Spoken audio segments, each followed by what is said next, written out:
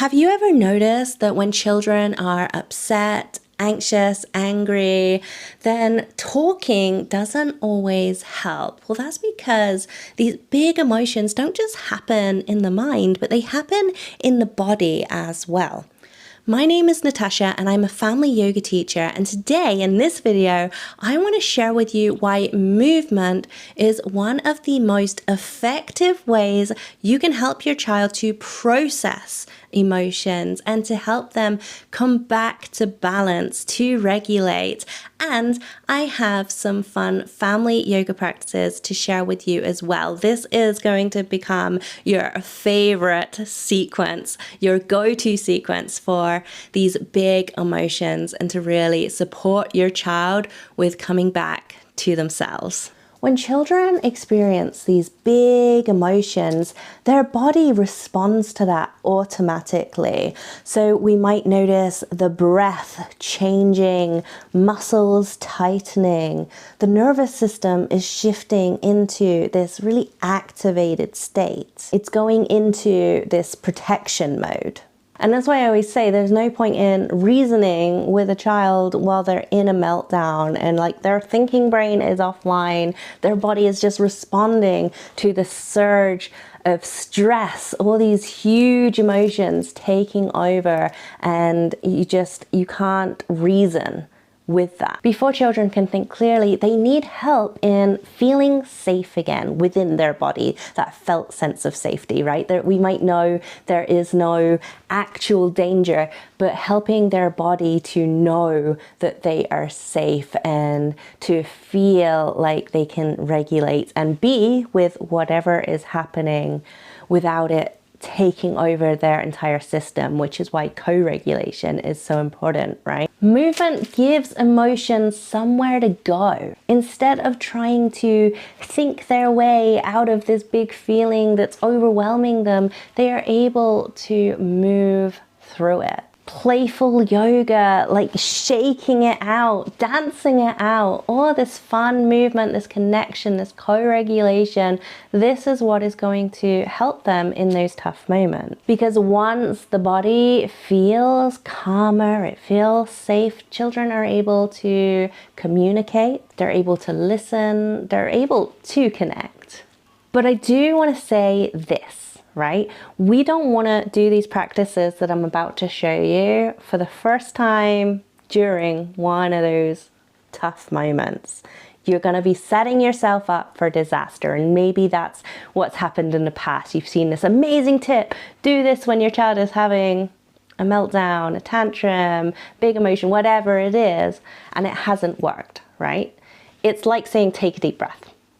It's not landing, right? It's not landing. So what we need to do is we need to practice these things at a calmer time together. And that's why family yoga gets to be so fun. It gets to be playful. It gets to be something you're coming back to over and over again. So it's not this new thing, right? It's something that you have practiced. It's part of your life. It's part of your routines. So it's not going to be some impossible thing to connect to when they're having these big emotions, because actually it is something that already feels safe in their body. They already have that connection with the practice, and they know how to reach that. They don't have to use that thinking mind to access this practice. It's already like in the muscle memory. Okay, so I'm going to show you 3 wonderful movement practices you can do today. Okay, so the first is happy elephant, and you're just going to stand up nice and tall here, feet a little bit wider than hip width, and just swing your arms side to side. You'll notice as I'm swinging, my heel is coming up just to help with that range of motion here, and just letting your arms be heavy, swinging them side to side, and you can speed up. Children will do this in their own wonderful way, right? And you can do it right alongside them, making sure you've both got some space. Speeding it up, keep breathing. And then you're gonna start feeling your arms go a little bit maybe fuzzy, or you'll notice some sensation there. And we can pause, come back to our mountain. It could even feel good to close your eyes or just take a soft gaze ahead. And just take a breath here, noticing any sensations in your arms, in your hands. So we're paying that mindful attention, right? And then we can go again, and we're just moving that energy. We're being present. We are taking a moment to breathe. This is all wonderfully helpful for those big emotions. The next practice we are going to do is crazy eights. We're going to start just one hand. We're shaking it out, right? So we're going to shake one hand for 8 seconds. So 1, 2, 3, 4, 5, 6, 7, 8. Other hand. 1, 2, 3, 4, 5, 6, 7, 8. Then both together. 1, 2, 3, 4, 5, 6, 7, 8. Then one foot. 1, 2, 3, 4, 5, 6, 7, 8. Other foot. 1, 2, 3, 4, 5, 6, 7, 8. And then both together, we're going to run on the spot, right? So 1, 2, 3, 4, 5, 6, 7, 8. And then coming back to that mountain. So freeze and mountain again. Close the eyes if that feels good, or just nice gaze ahead and breathing in and out.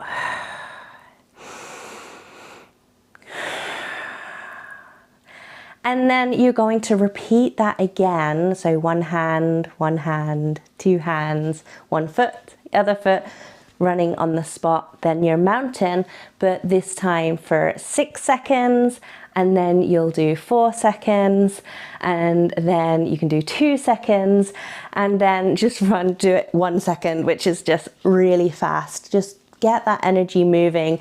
And we're balancing this movement with that stillness as well. The next thing we're going to do is we're going to come into a downward facing dog, and really spread your hands like starfish here.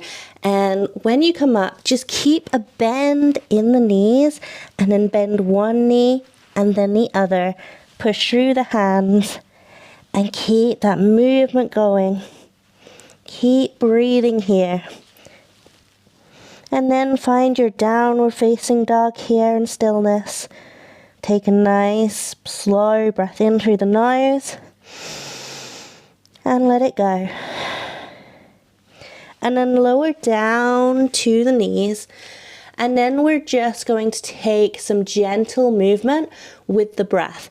So we're going to drop the belly down. We're going to look forward, and we're going to breathe in. And then we're going to round through our back here, push through the hands, look towards our belly button, and breathe out. So we're going to flow between this, our cat and cow pose here, breathing in and breathing out. And just repeating this nice and slowly, about 5 times.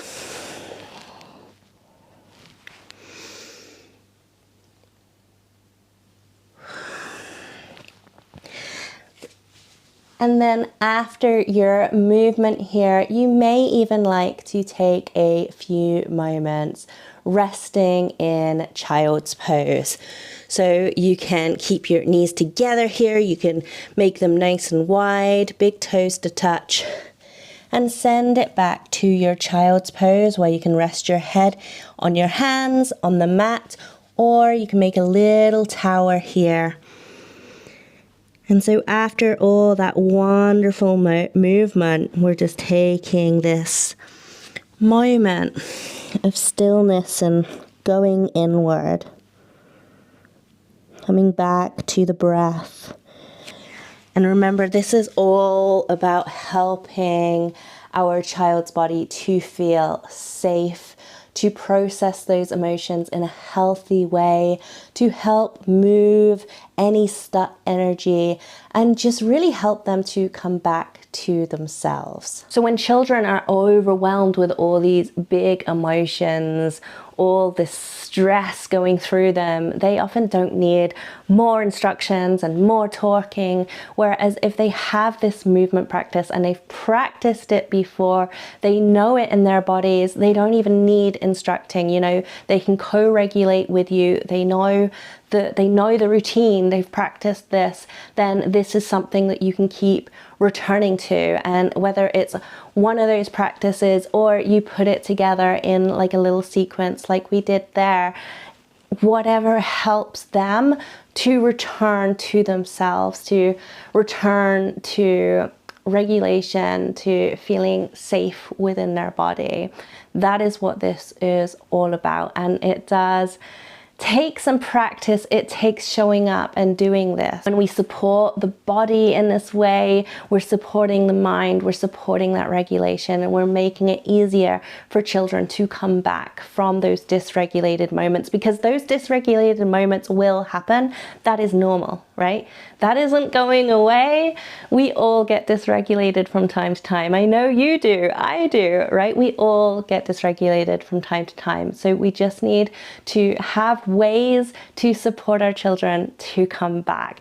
And if you would like more practices like this and somewhere that you can just keep returning to, an anchor, right? Something to encourage you to keep this going, have that accountability to keep showing up, then you'll love it inside the Family Yoga Club, where we have so many supportive practices. We have a practice of the week, so you can make sure that even on your busiest weeks, there is just one small thing you can do together to help with that regulation and supporting their well-being and also your own. So if you want to see details of that, you can check that out in the description.